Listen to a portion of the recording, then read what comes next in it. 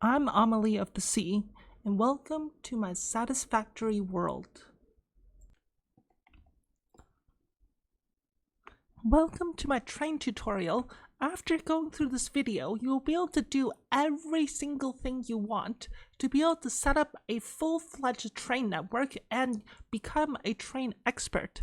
So what I will do is share this save file with everybody in the description of this video.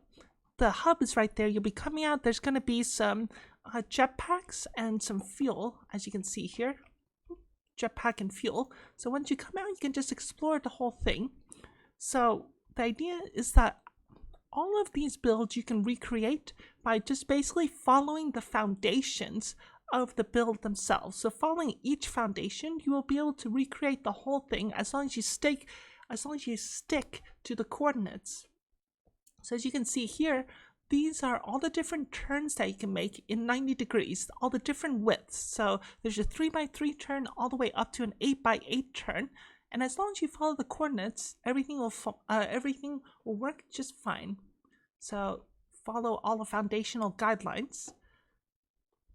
Here you can make a 45-degree turn as well. And if you want, you can try to make things that are not 45-degree turns. You just have to be a little bit careful. But for the most part, 90-degree turns and 45-degree turns and straight lines are everything you need to know to get through anywhere you want.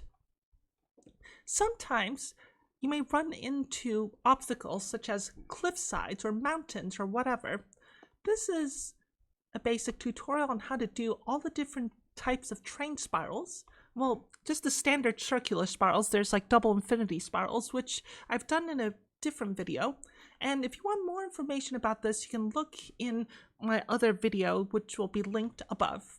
In any case, you can follow through this entire build, and you can just try to understand why this is the widest and fastest traveling train spiral that you can get, and why this is the narrowest and the slowest traveling train spiral that you can get. So you can see the train just navigating this train spiral. So there's that. Sometimes your trains will need to, go, turn, and then make many different turns. So this is the most advanced four-way interchange. This is known as the turbine interchange. And you can see the train is just going through there very, very easily. And I've made a tutorial about how to do this. And again, you can see the thing you can see the video in the link above. So let's follow this train a little bit. Let's see where it goes.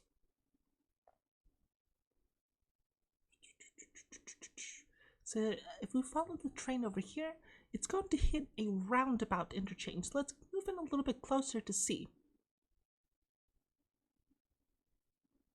Isn't that cool? So yeah, so again, you can just follow the foundational guidelines to make this roundabout interchange. As you can see here, the turns are 3x3 turns because this is a 6x6 square. 1, 2, 3, 4, 5, 6. So this is the smallest roundabout interchange that you can possibly make. What's good about it is that it's very compact. What's bad about it is that it squishes a lot of traffic onto the roundabout. So for example, you have 2 different rails in each direction. So with 4 directions, that's 8 rails onto 1 roundabout.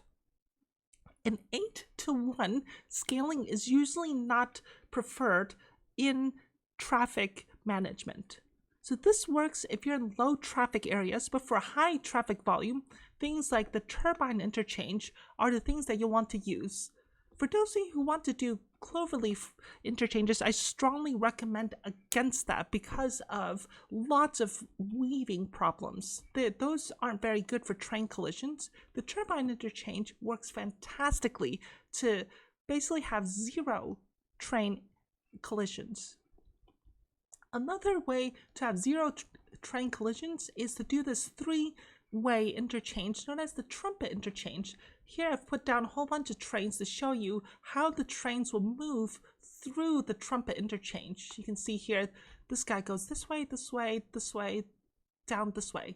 Yeah, and the reason why this is preferred to other different styles is that, let's take a look. If you're a train coming from this side and you want to move over here, it goes up and around.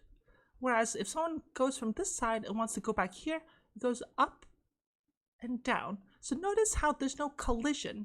Now imagine if there's a roundabout or something here and you want to get off. That's going to collide with things from here. That's known as the weaving problem. It doesn't work as well. This, you don't have any weaving because the exit comes before the entrance.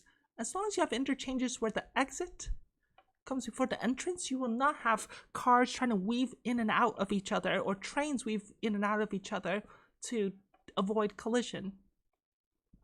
Here is the trumpet interchange with, the cloverleaf portion facing, in this case, west, whereas here the cloverleaf was facing east. And again, you can see the foundational coordinates, and you just follow the foundational coordinates on this build to just replicate this entire thing perfectly. So as you can see here, this thing goes up and then goes horizontal for a little bit and then does a turn, and you're good. One thing to remember about turns is that you can go something as low as 45 degree. You can also do like say a 10-degree turn if you really want to. You can go up to a 90-degree turn, and in fact this game allows you to go up to a 135-degree turn. What's nice about that is that over here, when you're trying to go from this side to this side, that's a 270-degree turn, which is 2 times 135. So this is 135 degrees, 135 degrees. So you can actually do this cloverleaf in 2 different segments. So imagine you're trying to go from point A to point B, and this is a convenient halfway point. So that's actually how I build this thing. I just go from point A to point B, and then I find a convenient halfway point, and the train rail spline algorithm does the rest. This is kind of like your primordial 3-way interchange. It's kind of nice, but notice how there's many collision points. Basically, if I put my mouse over there, it will flash. Yeah, see how it flashes? This is not quite good if you're trying to not have train collisions. But, it's a good way to start. And if you want to do something fancy, this is a trumpet interchange. If you want to do low volume traffic, this is a really, really nice roundabout interchange. Finally, let's talk about train stations themselves. So you can see here, this is a train station. Think of it as an outpost. So pretend like, you're at the late game and you're trying to get like some high-end late game stuff. So let's say bauxite, uranium, or in the future, whatever they can have. This is a very, very nice way to build train stations to have an outpost. So you can have the train come in this way, and then here is a perfectly fine U-turn that you can take. So 1, 2, 3, 4, and that allows you to take the train here and go back. So that is what I would call an endpoint outpost. This is like the end of the train line. Sometimes you might want to have outposts on the side of a train line. So imagine you're trying to, say, go through like the middle of the map and you want to put an outpost in the middle of the red forest. Yeah, you want to put like outposts here, but still want the train line to go further because you want to, say, go over to this coast with a whole bunch of oil. So you want to go over here, and you want to go over here, you want to go all different places. The way to deal with that is to have different types of outposts. This I do not recommend. This is one version of a manifold. It's nice, but if you want to scale things up, it can be kind of a little bit annoying. This I strongly recommend. So you can see here, this train's actually taking the U-turn, but if it was to come back into the train station, it would actually take this route, spin back around, go into the train station, and when it's done unloading, offloading, then you can take the train coming back out and go over this way. It can either go straight on ahead, or if it wants to take this route, it can take this elevated U-turn. And again, you can follow the train rail scheme that I have here. So this is another copy. What's nice about this outpost is that it's very symmetrical and it's infinitely scalable. So if you want to add another train station, just add more foundations going that way and add more train stations going out this way. And this can be scaled as much as you want. If it turns out you want a longer train station, you have to just move this back a little bit and then move this elevated U-turn over a little bit. But as you can see here, you can actually mine out an entire biome that way and then just put everything in this outpost and bring it back to your main base. So this is a basic overview of all the different things that you need to know to become a train expert in Satisfactory, because this shows you how to get around everywhere using straight lines, turns, 90 degrees, 45 degrees, go over obstacles. You can also use this to go under obstacles using the train spirals. And then when you have interchanges, you have a 4-way interchange. You also have another 4-way interchange for low traffic areas. You also have 3-way interchanges, both different styles, with the cloverleaf facing both directions. You can also have the primordial interchange, which works this way, and you also have all the different outposts that you'll ever need to create a perfectly functioning train network system. Okay, so if you have any requests about builds that you want to see me do, please let me know in the description, and I will make tutorial videos about this. So basically, I stream this on Twitch, and every once in a while I will do an entire stream dedicated to just a single concept. So here, this is everything you need to know to become a train expert. Other things I could do is, 3D conveyor bus designs, or let's say oil tripling builds.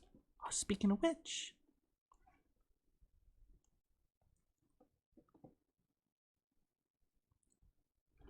as a bonus,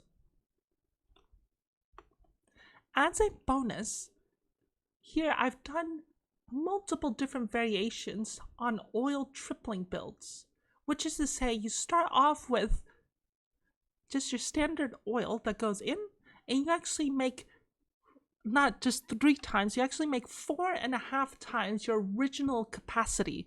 The idea is that the oil tripling takes 1 unit of oil and makes 3 of either plastic or rubber. So here, this is the rubber variation, this is the plastic variation, and once I turn this on, you can imagine this whole thing's starting up. So feel free to take a look around and study the plastic variation of an oil tripling build. This is actually truly tripling, which is to say this takes 67.5 oil per minute and makes 202.5 plastic per minute. This takes 67.5 oil per minute and makes 202.5 rubber per minute. This is a standard rubber build, which is insanely inefficient. This one is 4.5 times more efficient than that for the same power, and it makes more. So it's the same size, similar power, makes more. What else could you ask for, right? It makes a lot more. So feel free to take a look around this build as well, and I will slowly start to, just build this save file to make this tutorial friendly to everybody. Alright, thank you so much for viewing. Have a lovely day.